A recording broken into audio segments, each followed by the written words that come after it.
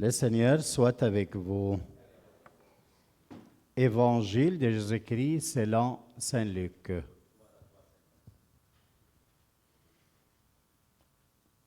En ce temps-là, de grandes foules faisaient route avec Jésus.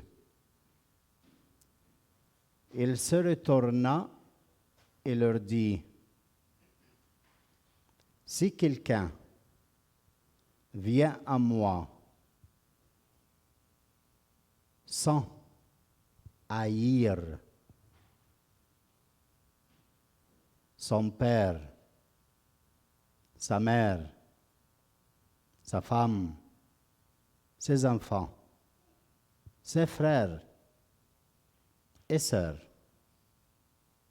et même sa propre vie, il ne peut pas être mon disciple. Celui qui ne porte pas sa croix pour marcher à ma suite ne peut pas être mon disciple. Quel est celui d'entre vous qui, voulant bâtir un tour, ne commence pas par s'asseoir pour calculer les dépenses et voir s'il a de quoi aller jusqu'au bout? Car si jamais il pose les fondations et n'est pas capable d'achever, tous ceux qui le verront vont se moquer de lui. Voilà un homme qui a commencé à bâtir et n'a pas été capable d'achever. Et quel est le roi qui, partant en guerre contre un autre roi, ne commence par s'asseoir pour voir s'il peut, avec 10 000 hommes, affronter l'autre qui marche contre lui avec 20 000.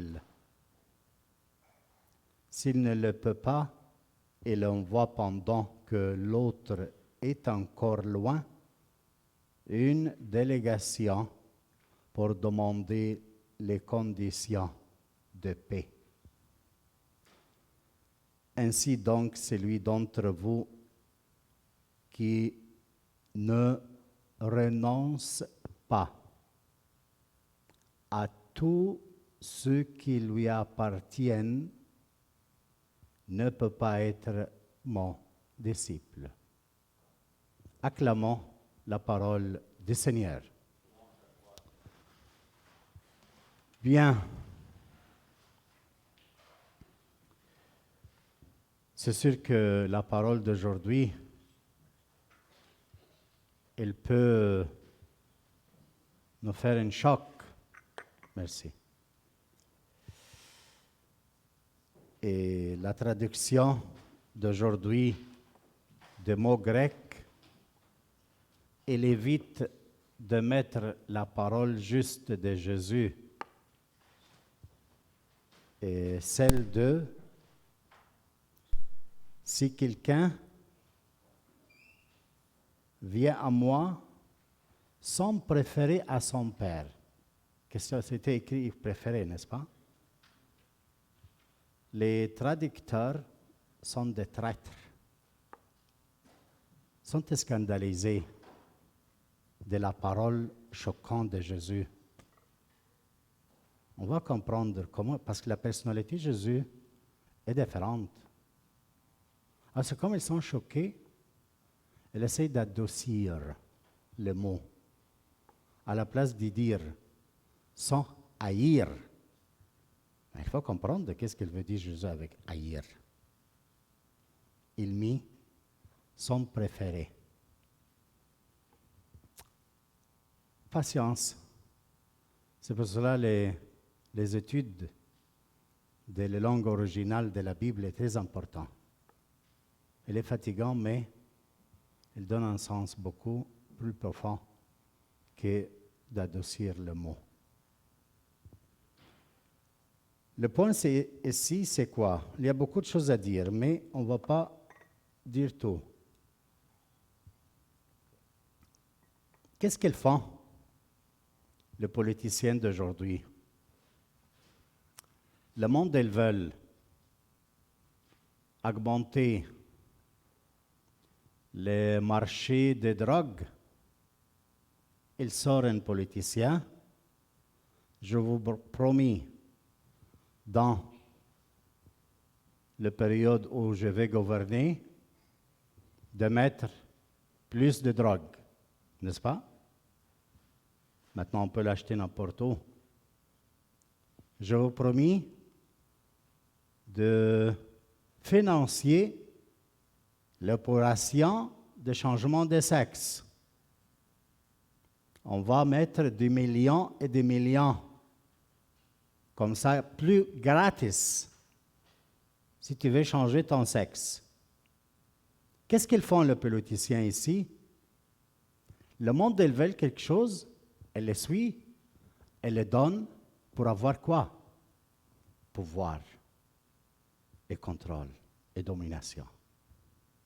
Mais ce matin, nous sommes devant un leader différent, un chef, un leader, personne qui aime, un homme vrai.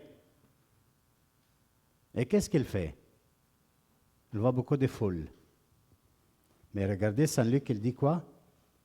Des grandes foules faisaient route avec Jésus. Faire route est différent de suivre. Ils ont entendu parler de Jésus ici et là. Elles sont venues à l'écouter. Elle est charmante, elle est intéressante. OK. Mais Jésus ne croit pas au sentiment de monde vers lui. Ne promet pas le monde des choses pour qu'il puisse avoir plus d'autorité. Non, il ne donne pas ce qu'ils veulent. Qu'est-ce qu'il fait? Il est plus droit. Tu veux me suivre? Meaning, tu veux mettre tes pieds aux traces que j'ai laissées. Ça, c'est suivre le Seigneur. Pas hors des traces. Alors, ce n'est pas marcher derrière moi, mais de me suivre. Et pour me suivre, je te donne les règles. Il a mis 4 règles, on ne peut pas parler de tout aujourd'hui. Les relations affectives avec les siens. Père, mère, femme, enfant, mari, tout. Deuxième, porter sa croix. Troisième, s'asseoir pour bâtir. Quatrième, le combat. Conclusion finale, vendre tous tes biens et aller les suivre. Mais pourquoi, quand la tondeuse, pour faire les gazons, des fois on les serre, ils rasent complètement. Et Jésus aujourd'hui, il rase le terrain complètement. Il enlève tout. Quel genre de relation il parle, Jésus? Haïr son père, sa mère. Haïr, mais oui. Qu'est-ce que ça veut dire? Attention. Les jeunes, ils vont me comprendre plus que d'autres. Avec papa et maman, tu as des pensées, il agit comment, n'est-ce pas? Mais toi, tu n'es pas content des fois de sa façon d'agir, n'est-ce pas? Alors, qu'est-ce que tu penses? Si papa, il est comme je pense, ou comme le papa ou la maman de mon ami, ça sera beaucoup mieux de ce qu'il est maintenant. Est-ce qu'elles te disent des fois, Bulbul? Oui? Papa, j'aimerais que tu sois comme ça. Leur problème, c'est quoi? Ils n'acceptent pas, papa et maman, telles qu'elles sont, avec leurs défauts et leurs faiblesses, elles sont d'êtres humains normaux, t'ont donné la vie. Et qu'est-ce qu'ils font? Ils imaginent à notre papa, à leur modèle. Est-ce que je suis clair ou non? Alors imagine un papa qui n'est pas comme tel qu'il est à la maison. Maman, pas tel qu'il est à la maison. Il construit cet idéal dans leur tête. Il reste avec cet idéal, alors il traite mal ce qui est concret. Toujours en état de refus de ce qu'il est papa et ce qu'il est maman. Alors Jésus dit que c'est quoi ce matin? Attention, les jeunes, entends-moi Roger bien. Tu m'entends Roger? Oui? Alors, qu'est-ce qu'il dit Jésus ce matin? Si tu n'haïs pas ton père et ta mère, tu ne peux pas être mon disciple. C'est-à-dire quoi? Si tu n'haïs pas les modèles que tu as mis dans ta tête, sur papa et sur maman, tu ne peux pas me suivre. Tu ne peux pas te réconcilier avec le pauvre que tu as maintenant. Tu ne peux pas l'accepter ni à lui, ni à maman, tel qu'ils sont, et tu ne peux pas me suivre. Alors, haïr quoi? Haïr le modèle que tu as créé dans ta tête sur comment il doit être papa, sur comment il doit être maman. Et même les plus grands, pas seulement les jeunes, les plus grands, qu'est-ce qu'ils font? Papa, il agit mal pour faire quelque chose. Maman, il agit mal. Alors toujours, on essaie de le changer. Il arrive à 70, à 60, à 80, à 90, on a toujours le désir de le changer pour être mieux. Alors le Seigneur dit, dans les relations, si tu n'haïs pas ton père et ta mère, tu ne peux pas être mon disciple. C'est-à-dire, si tu n'haïs pas les modèles que tu as créés sur papa et sur maman, tu ne peux pas être mon disciple. J'espère que les parents peuvent expliquer ça à leurs enfants à la maison. Pour l'aider à accepter, je ne peux pas aller trop long en ça. Je vous donne des pistes. Mais les parents doivent travailler ça à la maison avec leurs jeunes. Et après, son mari, sa femme, ses enfants, a la même chose. Première chose pour suivre Jésus, c'est débarrasser de ce qu'on a comme parents faute. Deuxième chose, porter sa croix. Il dit porter ta croix. Jésus n'a pas dit, si quelqu'un veut me suivre, il porte ma croix ou sa croix à Jésus. Non. Il porte, tu veux me suivre, porte ta croix. Qu'est-ce que c'est ta croix? C'est que tu veux souffrir, ce que tu n'acceptes pas. Où est ta faiblesse? Les choses que tu veux écarter de ta personnalité et tu ne veux pas le montrer aux autres. Parce que pour toi, c'est faiblesse. Alors, ce n'est pas bien que les autres connaissent. Et alors, Jésus te dit ce matin, tu veux me suivre? Porte ta croix, ta faiblesse.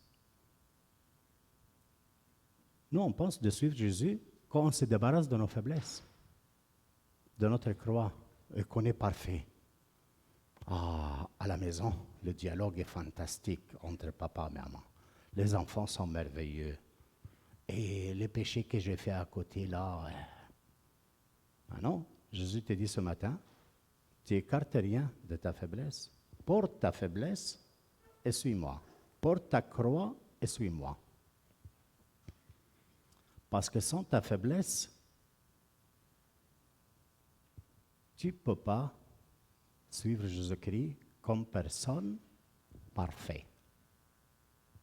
Il n'y a pas une personne parfaite qui suit Jésus-Christ.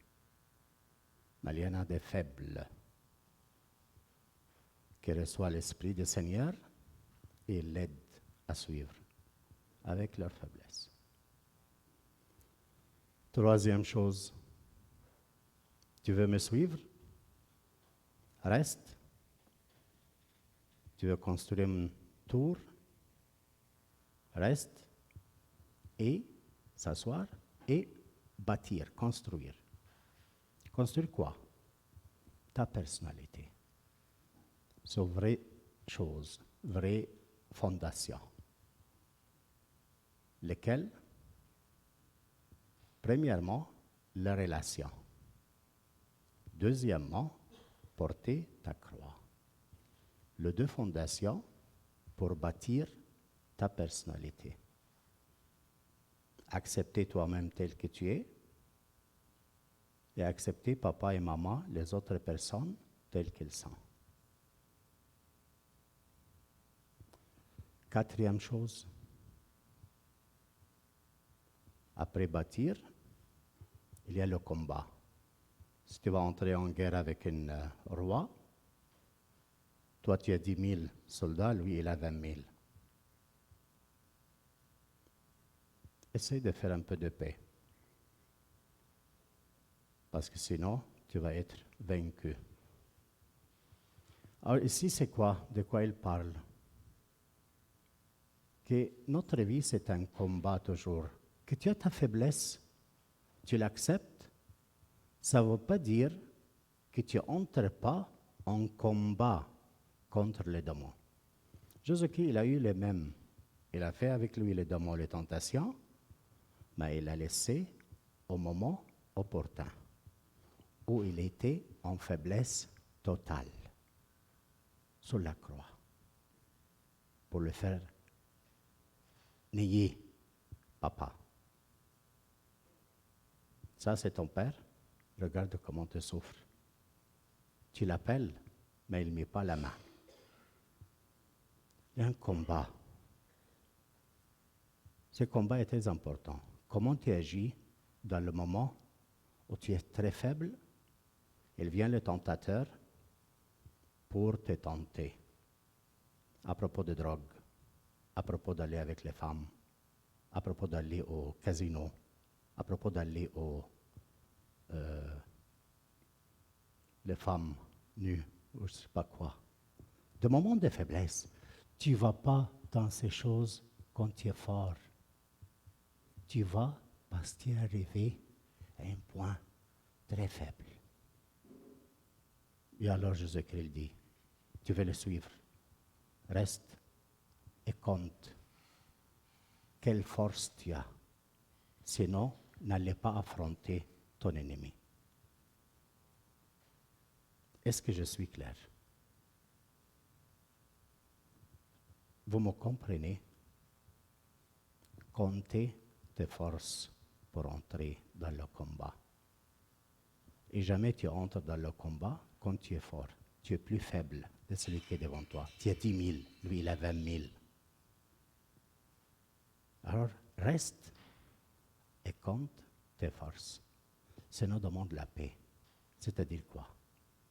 Quand tu vois que tu es dans le moment de faiblesse totale, fais-toi allié de celui qui te rend plus fort que ton ennemi. Parce que lui, il a vaincu toute tentation.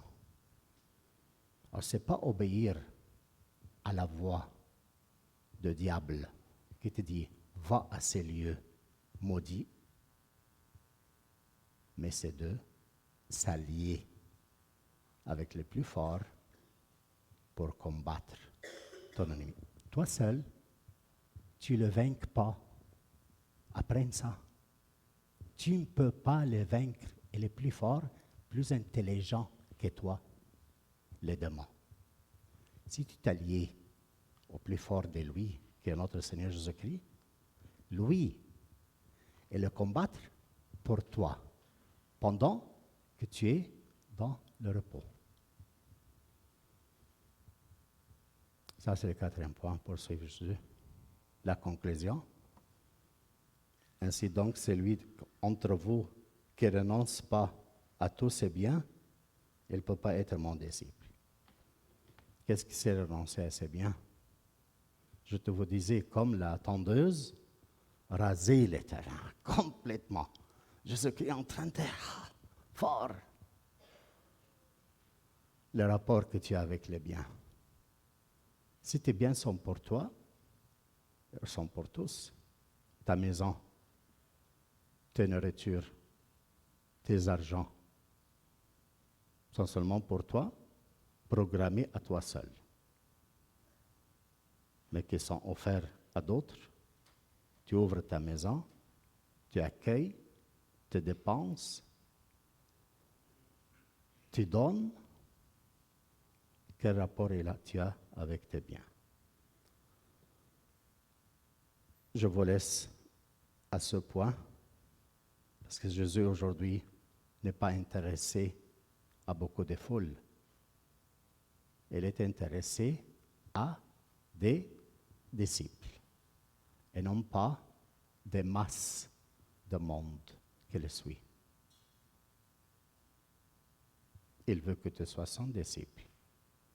Pour avoir cette sagesse d'avoir l'Esprit Saint en toi, comme la première lecture il a dit, si vous l'avez entendu, tu veux avoir l'Esprit Saint, il faut avoir la sagesse.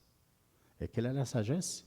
Ton rapport avec tes parents, ton rapport avec ta femme, avec tes enfants, avec le bien, avec ta croix, avec le combat, avec tous les 4 points. Et alors, tu vis cette sagesse, tu as l'Esprit Saint en toi, alors tu as l'Esprit même de Jésus-Christ, tu vas le suivre. C'est l'Esprit qui te dit quoi faire pour le suivre. Tu n'as pas à programmer avec Jésus qu'est-ce que tu vas faire, parce que l'Esprit va te dire chaque jour quoi faire pour suivre Jésus. Amen.